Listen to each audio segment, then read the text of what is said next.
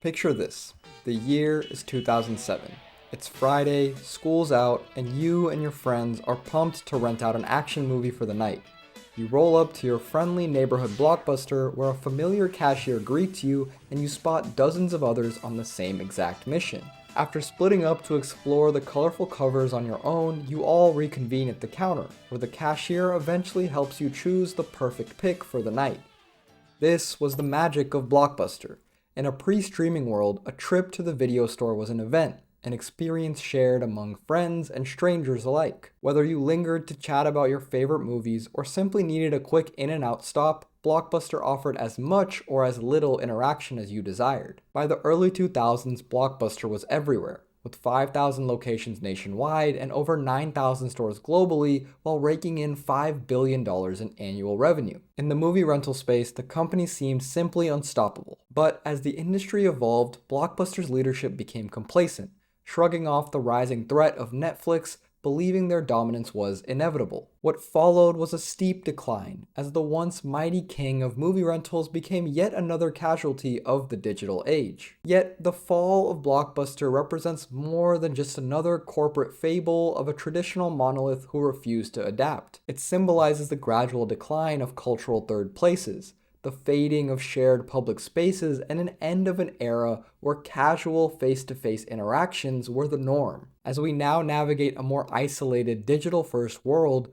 Blockbuster's slow demise feels like a starting point of a cultural shift we're still grappling with to this day. But before digging into the broader significance of digital isolation and cultural third spaces, it's important to start from the very beginning and understand why Blockbuster became such a giant success in the first place. Blockbuster Video rose to prominence in the mid-1980s, transforming the way people rented and watched movies. Founded by David Cook in 1985, the first Blockbuster store opened up in Dallas, Texas, and offered a revolutionary alternative to the traditional mom-and-pop video rental stores. Unlike smaller stores, Blockbuster utilized a centralized inventory and computer system, which allowed it to manage a massive catalog of movies. Customers had access to an unmatched variety of titles thanks to cutting-edge barcode tracking technology. This model quickly set Blockbuster apart, with its brightly lit, spacious stores becoming a hub for families and film enthusiasts alike. A large part of its appeal was the experience. The stores were more than just a vast repository of titles. It was the stage for a browsing adventure. With wide aisles, colorful displays, and an open layout, stepping into a Blockbuster felt like entering into a library of film, where discovering a hidden gem was part of the joy. This subtle embrace of the discovery process made it clear that movie renting wasn't just about procuring a title. Instead, it was a leisurely, treasure hunt-like process where the journey was almost as important as the destination itself. Blockbuster became more than just a video rental store. It was woven into the fabric of weekend plans for millions, a familiar ritual of interaction and discovery. The rise in popularity was also bolstered by the company's dominance in marketing, studio partnerships, and loyalty programs, making it a household name synonymous with movie nights globally. Netflix and their disruption of the video rental industry began in the late 1990s when it introduced a mail-order DVD rental service, directly challenging Blockbuster's dominance. Unlike Blockbuster, which pestered customers with late fees for overdue rentals, Netflix introduced a subscription model that allowed unlimited DVD rentals for a flat monthly cost, and no late fees. Blockbuster's failure to adapt to Netflix's model was a key factor in its downfall.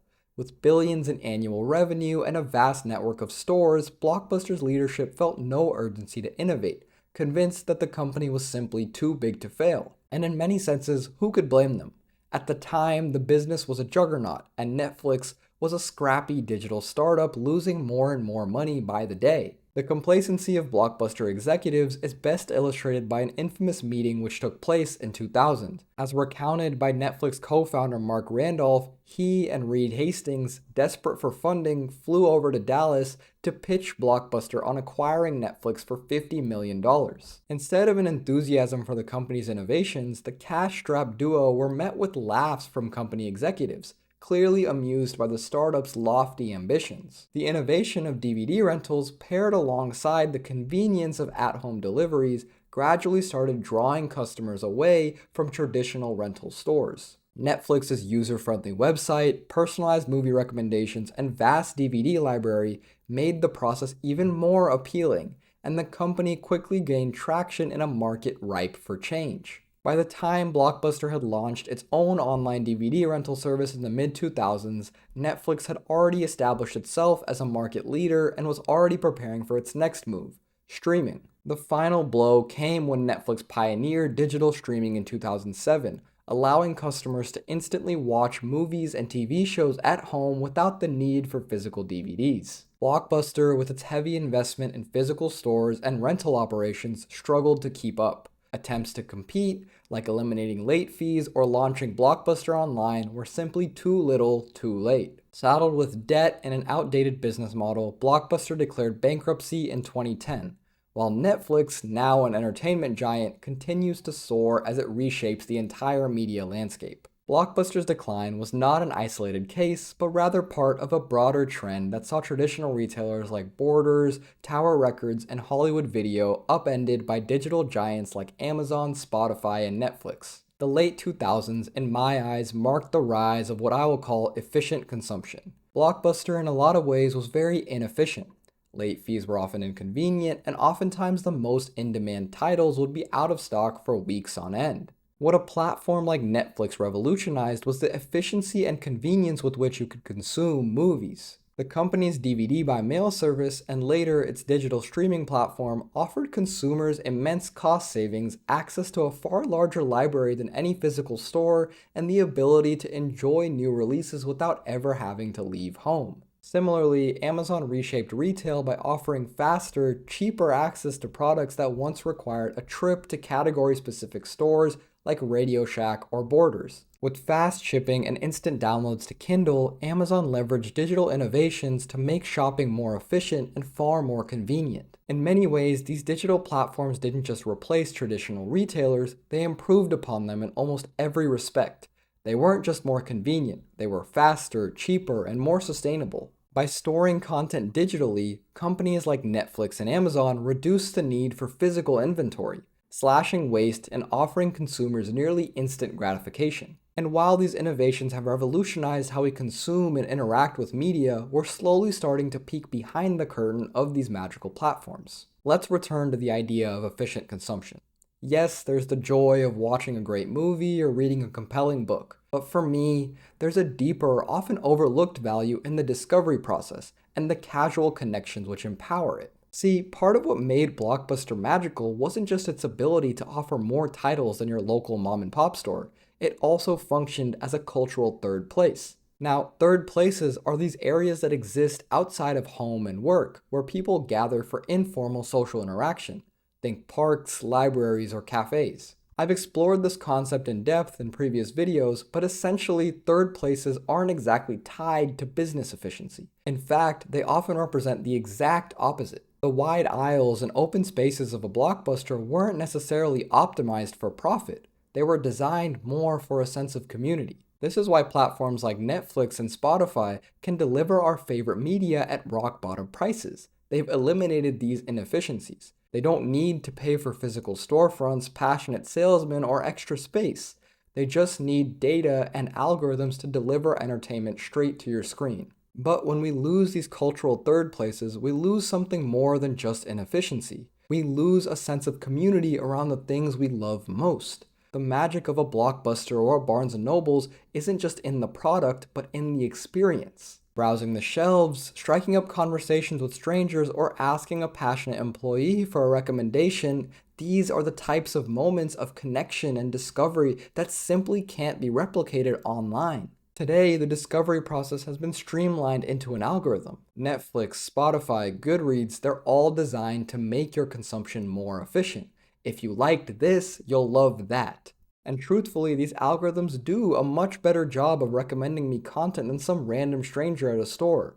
But long term, I feel this desire for efficiency pigeonholes us further into our own lonely digital silos. See, if we only consume media that an algorithm is confident we'll enjoy and not quit halfway through, our variety of perspectives becomes increasingly narrow. Sure, we may be satisfied in the short term, and businesses certainly profit, but this reliance on algorithms risks making our consumption one-dimensional and predictable. It's a gradual isolation that chips away at the variety and serendipity of true discovery. The loss of these de facto third places is to me yet another contributor of the larger loss of community we're experiencing as a generation. While platforms like Reddit, Goodreads, or Letterboxd do offer ways to bring more humanity back into the discovery process, I still can't help but feel it's just not quite the same. A recommendation from a person online feels far more detached than seeing someone's eyes light up as they gush about their favorite author. There's a unique interpersonal joy that comes from sharing art with someone face to face, a kind of connection that taps into something so deeply human. But as discovery moves into these digital spaces, the relentless pursuit of efficiency nudges us deeper into echo chambers of our same old pre-existing preferences. The more we become inundated by the blessing of abundance, we become equally as suffocated by the curse of optionality. The easier it is to switch between options, the quicker we are to abandon a challenging or unfamiliar piece of art at the first sign of discomfort or boredom. As a result, we lose that willingness to wrestle with something new, to stick with a story that might challenge or expand our worldview. When recommendations come from a real person, though, there's a sense of trust and respect that pushes us out of our comfort zones. Many of my favorite books and movies didn't come from an algorithm predicting my likes, but rather from passionate friends or strangers who insisted I give something new a chance. Recommendations carry far more weight when there's a human behind them.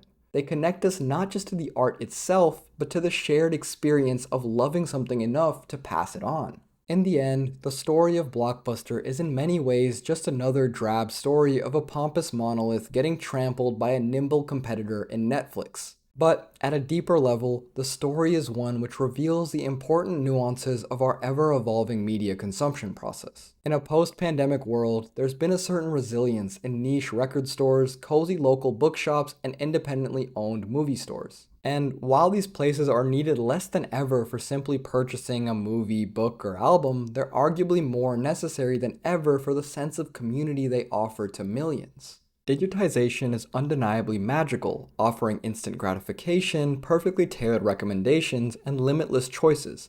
But in a world where efficiency reigns supreme, it's easy to fall into the trap of believing that faster and more convenient consumption is always better. But just remember, art, at the end of the day, means absolutely nothing without the human connection which powers it. By embracing the discovery process, we reclaim so much of what it is that makes art so resonant in the first place. Thank you. Thanks so much for watching. If you're new here, click on Homer's beautiful face to subscribe. I make new videos every Friday. Click on the last video if you missed it, and I hope you have a beautiful day.